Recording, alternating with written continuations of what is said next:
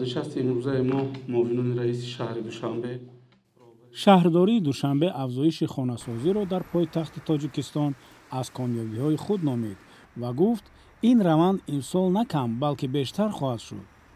وابسته به فوند منزل طبق حسابات‌های پیشنهاد شده 600,000 متر مربع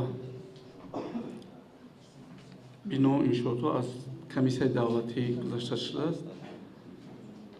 سال جاری نیز این حجم زیاد می‌شود و کم نه.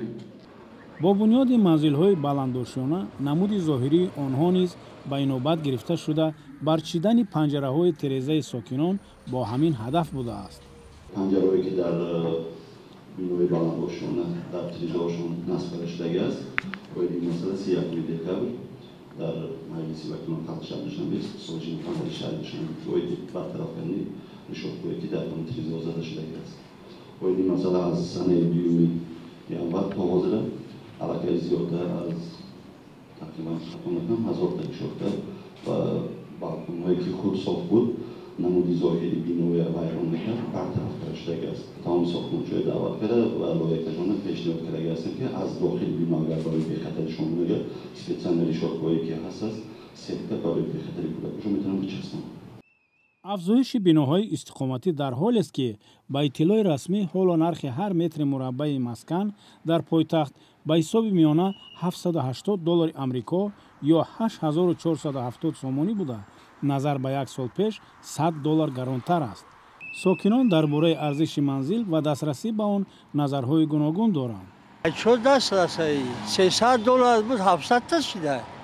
چه درست میگه؟ برای ابیکتو همش هم تا خوب میستن. میسوزن میستن. یک کسی داره چی با نرمال نه سوزه خوبه. یک نداشتگی همش کینه. روز تا روز همی وی ساختمانی زیاد شده است. ما ساکنان خواهش میکنیم که همین نرخ ارزانتر شود که دسترس شود برای مردم که خونه خریده بتونن. نرخ هم برای همین بالا رفته است.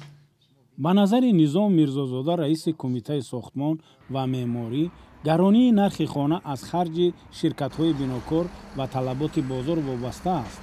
زندگی در بناهای ناتمام دسترسی نداشتن به عادی‌ترین شرایط به مثل آب و لیفت در بعضی بلندآشیانه‌ها از نگرانی‌های دیگر است که همزمان با افزایش ساختمان بناها بیشتر صدا می‌دهند.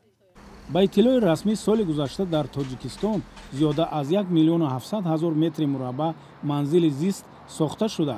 نرخ هر متر مربع در سطح جمهوری $705 بوده است.